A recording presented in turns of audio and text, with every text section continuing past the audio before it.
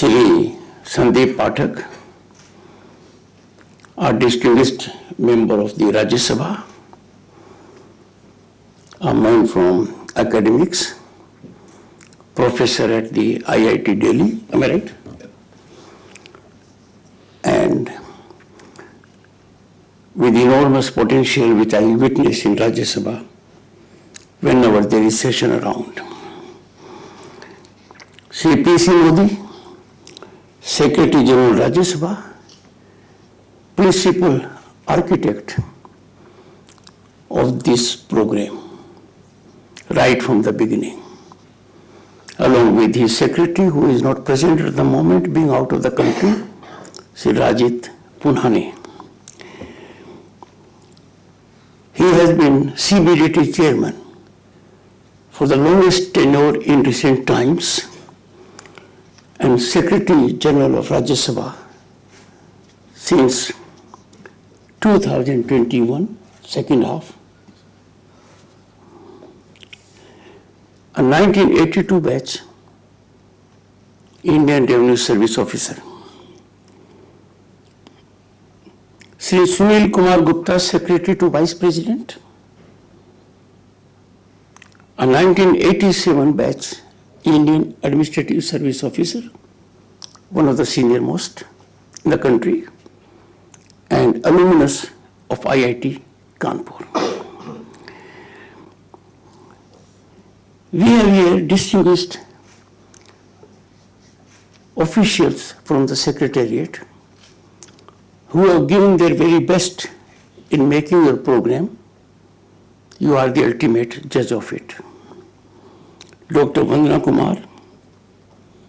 Dr. Vandana Kumar is Additional Secretary, Indian Audits and Accounts Service, Indian Defense and Accounts Service, 1992. Swam Shekhar, another Additional Secretary, is from the Rajya Sabha Secretariat right from the beginning.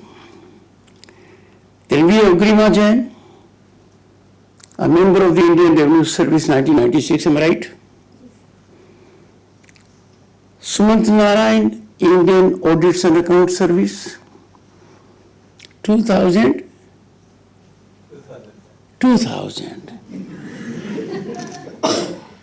Simple, but has been to Harvard. Yet simple. Kushal Pathak from Indian Postal Service, batch, another simple person. He is from systems. You would have frequently come across Rosie Silo. She carries burden on her shoulders to take care of things which may not be visible to you. Ratan Sahu looks like a student. He is a director here. Shri P.C. Modi has reflected about the program. I wouldn't advert to that area at all now. But this is the 5th edition of season number 1 and the last one of season number 1. Now we'll have season 2. And season 2 will be qualitatively a little more improved because of the inputs we have secured from the beneficiaries. This group 2 will give its inputs to us. We will diversify it. We will make it more contemporaneously relevant. Try to give you the fresh ones by way of input and insight into new areas and new challenges. But I'll share some of these with you. But before I do that, I strongly commend that season 1 participants remain well connected with one another. Be thoroughly involved with the platform, and that I can assure you, over the years, will sustain you, will make your life easier, and you will have all India perspective. For a simple premise, you are drawn from varied backgrounds, varied regions, and therefore reflect unity in diversity. We would greatly appreciate that on this platform, which will be overlooked by functionaries of Rajya Sabha, you will be making your inputs that are in public interest, inputs that interest you but are relevant, and try to elevate that platform to a level where if a third person has an occasion to go through it, he comes to know that participants of season number 1 define talent of youth of the country, their passion, their missionary zeal, and their commitment. We are living in times where challenges are enormous, so are the opportunities. You have seen in last decade exponential economic upsurge, phenomenal infrastructure growth, deep digitization, technology penetration, transparency and accountability being taken care of by technological aspect of service delivery, people-centric policies reaching out those in the last line. And therefore, people of the country have tasted development as never before. And the nation in last decade has been one of the nations at the peak in the world that has seen such kind of rise. This has given a great challenge because Bharat today is the most aspirational nation in the world. When the nation is aspirational, it is on 2 counts. 1, there is ecosystem of hope and possibility. There is an ecosystem that allows you to fully expand your energy, exploit your potential, realize your dreams and ambitions. And therefore, you would want always more from the government. This can lead to restiveness, restlessness, and therefore, a bounden duty of all of us to generate an atmosphere of awareness that for our youth today, the opportunity basket is ever expanding. It is much beyond the silos to which we are exposed. We are confining by and large to the groove of government jobs. But opportunities now lie elsewhere, and they are changing by every moment. We never had opportunities earlier in blue economy, in space economy, with respect to disruptive technologies, application of technology. Just go to any village and you'll find how diversified has become service delivery. If someone wants a railway ticket, a air ticket, apply for a passport, there will be someone in the village who will immediately hand out. If one has to pay a bill, lines have disappeared. All these dramatic developments are defining what India today is. And therefore, I would be venturing into a difficult terrain of making some suggestions for your consideration.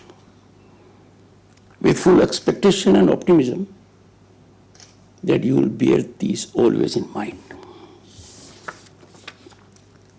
Commit to nationalism should never be compromised. No interest whatsoever, and whatever be the compelling circumstances, however compulsive and challenging the situation may be, national interest can never take backstage. Personal, political, partisan interest has to be subservient to national interest. Commitment to national interest is not optional. It is fundamental to our being Indians. As Indians, you will have to get into the right mindset. We are a unique nation. We are a nation with a history that no other country can claim. Civilizational ethos and essence. We have been historically global epicenter of knowledge and wisdom. Cultural confluence of the world. If we look into our treasures, Vedas, Upanishads, Purans, our epics, Ramayana, Mahabharata, and Gita.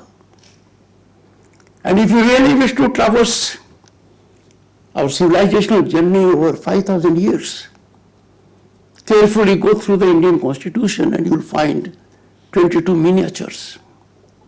Each miniature defines our wealth. Satyamev Jayate, Harappan Mohenjo-daro seal, the bull, Gurukul, and when we come to fundamental rights, धर्म पर धर्म की विजय,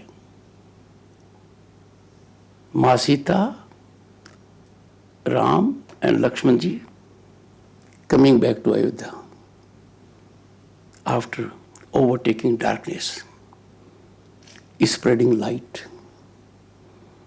When we go to directive principles, we have Krishna giving discourse to Arjuna at Kurukshetra, how one should conduct when it is call of duty. When we go further, Buddhism, Jainism, down the line we will have Shivaji, Rani ki Jhansi. Further we will have Netaji Subhas, Gandhiji. Go through that. You will get a peep of it. You must have been enlightened if you have happened to look at the QR code while having a look at the new building of the Parliament. And therefore, take commitment to nationalism as your dharma.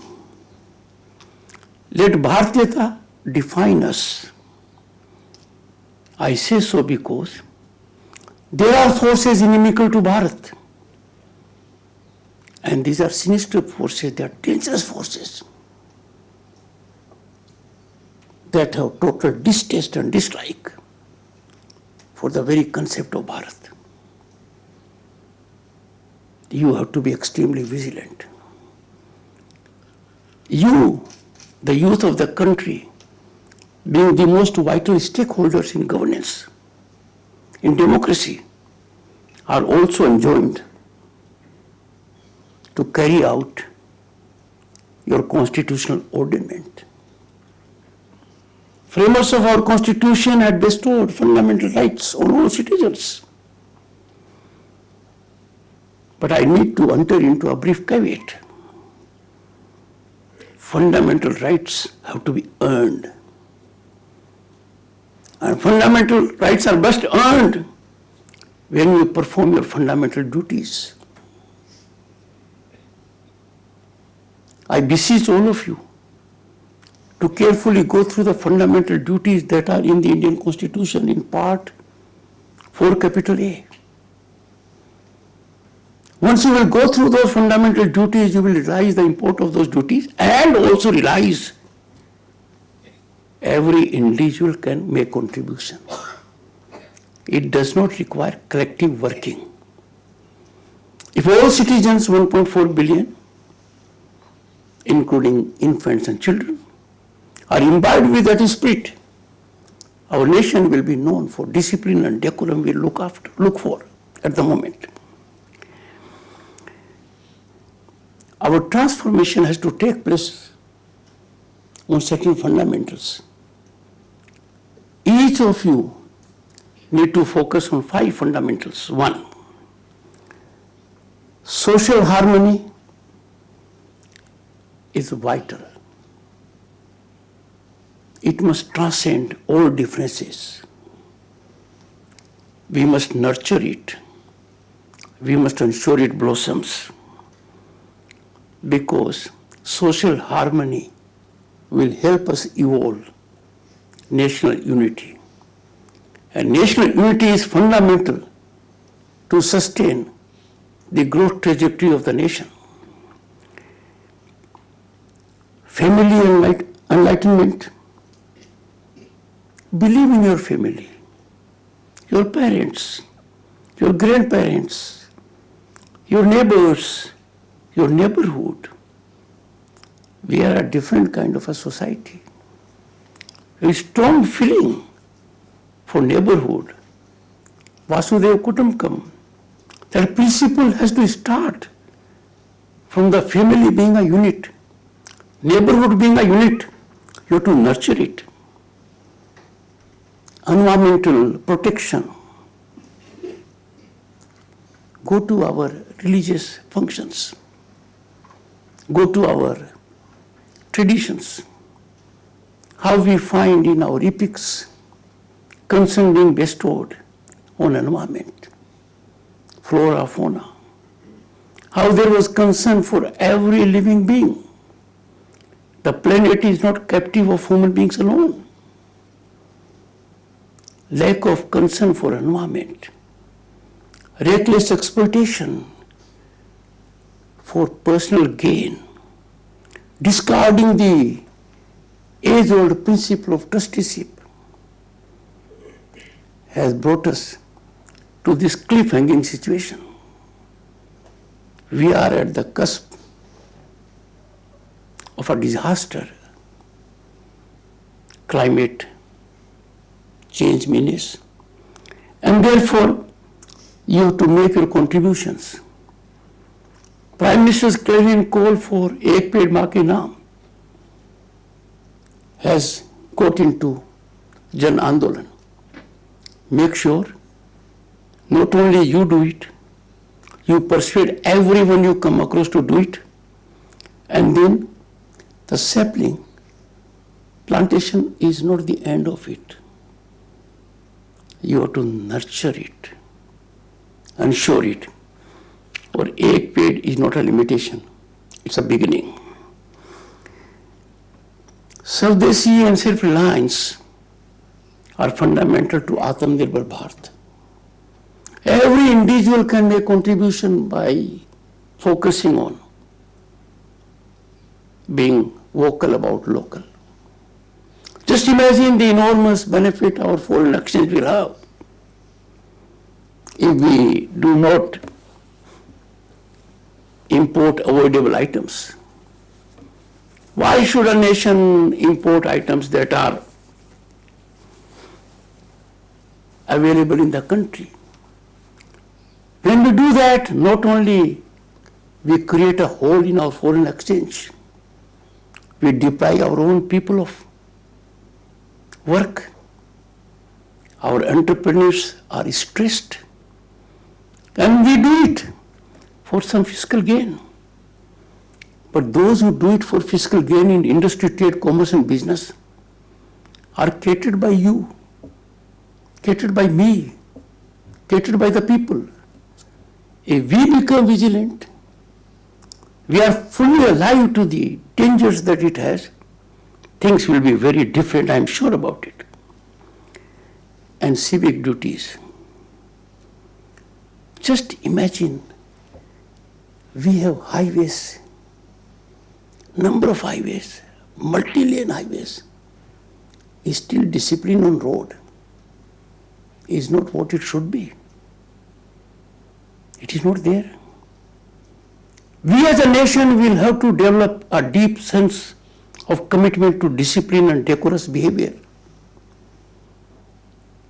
Once that is done, the nation will be very different.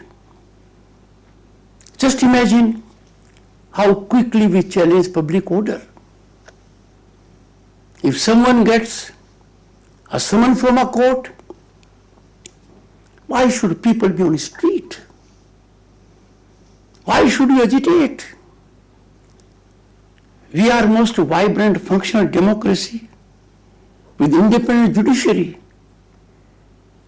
But people take to streets. Responsible people, people in position. Why? Why should we challenge public order? You as individuals have to raise your voice. Social media has given you enough power. The moment you name and shame those who do it, ask questions, searching questions from anyone, because no one is above scrutiny. In democracy, all are equal. The surest way to bring down a person or an institution is to give the person or institution immunity from scrutiny or probe. Ask tough questions. How worrisome, how alarming it is that in our country public property is destroyed. We witness it. Make the rogue elements pay through their nose. In some states, this is happening with rewarding results. That has resulted in good law and order. Destroying our own property. It takes time, money, effort to build institutions. And people pick up courage to be enemies of their own nation. We should have no mercy or sympathy for such rogue elements. And youth therefore have to converge on a thought process to make it a movement. Everyone has some responsibility to discharge. I have,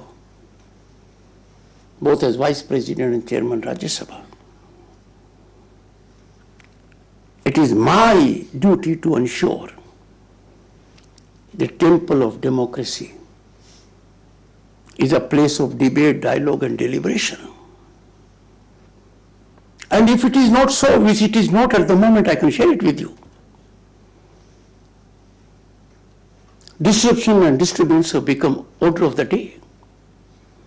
When disorder becomes order of the day, then there must be public response to that. You elect public representatives to engage into certain constitutional functions. If they keep away from those functions, surely this can neither be overlooked nor countenanced. Much before we became an independent country, our country was in existence with a long history and ethos. Anantvad, dialogue, discourse, respect to the other point of view was our hallmark. I am right and others are wrong. This ahem and this ahankar has no place in any democracy.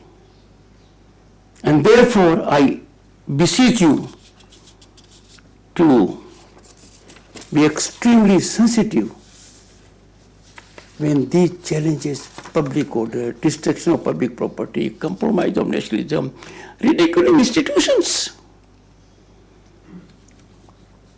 The challenges can be met once there is change of mindset. The mindset has to be fired and fueled by patriotic fervor, spirit of nationalism. I would hint at certain changes that are erupting dangerously because our mindset is to overlook dangers. We are having ostrich kind of stance. We can no longer afford to do that. Our institutions are facing a structured tent of facet of wokeism.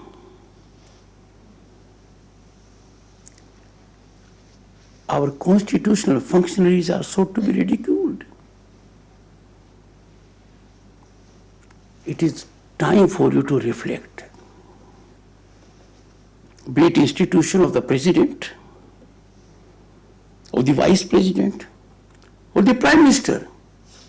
These are not political posts. These are our institutions. People fail to show even minimum respect.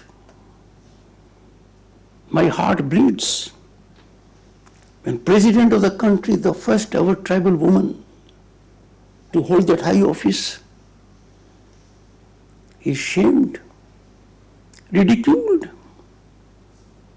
even when she performs her constitutional duty in the joint session of Parliament. Her tribal status becomes a cause of concern when the tent is put in public domain. A lady of sterling worth, track record of dedicated service as a legislator, as a minister, as a governor, and now President of India. A Prime Minister, after 6 decades for the first time, after 6 decades, continually in office for the 3rd term.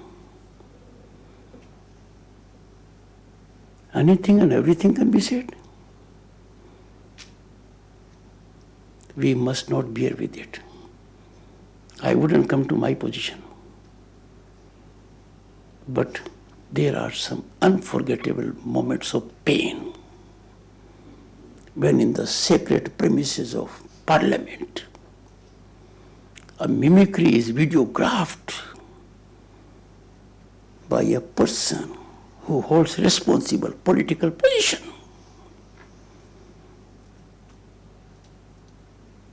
Sometimes we can overlook, but we can never forget. We forgive for a simple reason, that's our culture. So please, believe in our institutions because they are very strong. Be it our election commission or our judiciary. Election commission is wrong when you lose, it is right when you win. What kind of formula we have? Let us be judgmental, but on rational premise. Our judgment must have a rationale that can be subject to deep analysis. The country, young friends, is facing a great challenge because we have in millions illegal migrants amongst us. They are making demand on our workforce because they are working, depriving our people of work,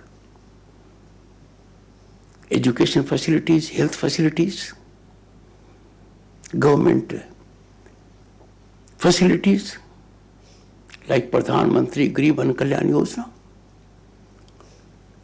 This infiltration is no less than invasion. Just imagine millions of illegal migrants in the country. How severely our security is compromised. The entire world at the moment has become serious about it.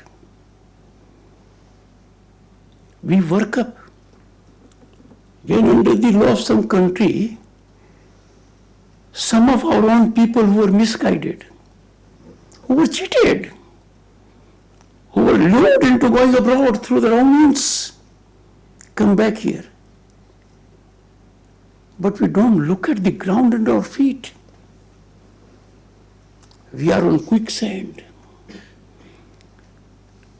This bomb is ticking for you. I'm talking on mindset. So generate a mindset. Why should they be here? Then these change our demographic landscape. They electorally manipulate us.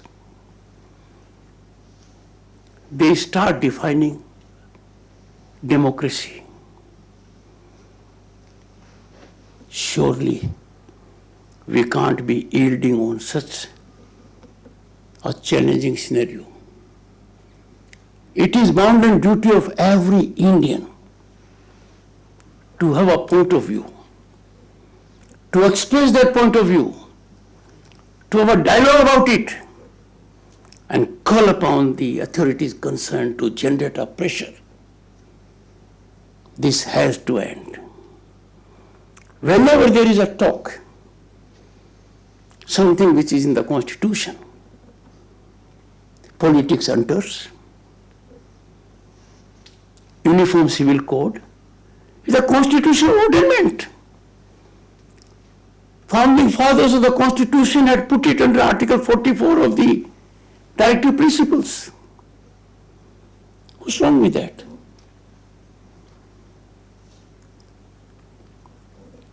And therefore, let me tell you, I do not know what is the severity of the earthquake that may befall us, but tremors are being already felt. In the country, there is emergence of specified areas where elections have ceased to have any meaning at the moment. We cannot afford this kind of challenge to our civilization. Our civilization was bred 1200 years ago. Nalanda was blossoming, prospering, a center of knowledge and wisdom. Convergence of scholars from all over the world came. They benefited and they benefited us. Marauders came. Invaders came recklessly, with extreme brutality, barbarity,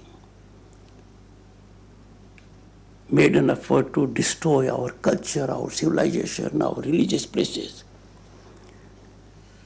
And so was the perversion. Destroy our religious place, have their own. Patience and tolerance are virtues, but not at the cost of nationalism. You young people have to be alert. Europe is witnessing situations. Some countries are witnessing situations. We look calm, but this calm is before a storm. Let us contain that storm. Let us puncture the balloon of storm, and that can be done only when people change their mindset, share their concern with everyone, generate an opinion and put their foot down. I'm sure you'll bear that in mind. The latest that has come as a shocking expose is by President of the United States. I'm sure you all are aware of what he said. That fiscal muscle was used, funds were pumped in, to doctor and manipulate our democratic result. He has gone to the extent of saying, I am not giving my thought on it, that someone else was sought to be elected.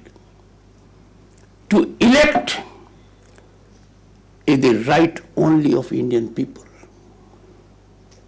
And even doctoring or manipulating that process is undermining our democratic values,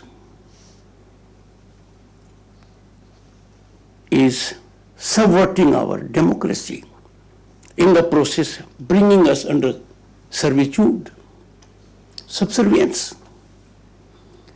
I therefore from this platform call upon everyone.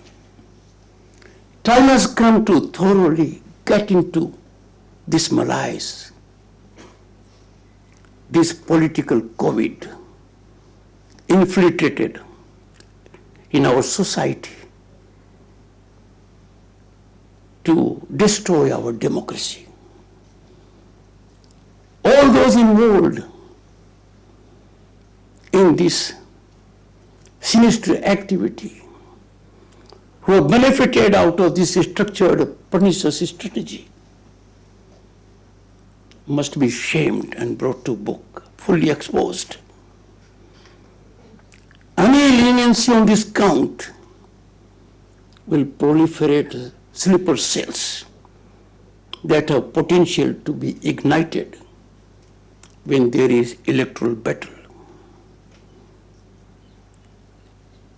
I do not say more on the issue because you all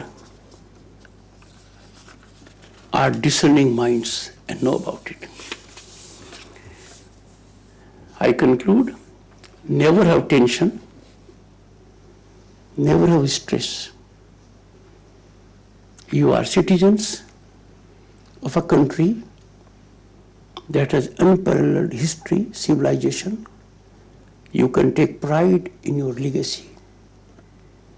There are opportunities aplenty. You can avail them. It is time for you to fully benefit out of the atmosphere of hope and possibility. And it is time to ensure that our march to Viksit Bharat is fast-tracked and that our economy takes greater jump. And that where people think otherwise, out of motivations or ignorance, it is bounden duty of our youth to enlighten them, to hand over them. Ultimately, the only recourse which our civilization teaches us is to reform the misguided. Be such a soul in the family, in the society, or in the country. I wish you great luck in your venture. This was not a course. This was only to activate you. You will handhold yourselves now and be fully equipped. If some member of parliament seeks to benefit out of your expertise, to benefit. Be in touch. Thank you so much. God bless you.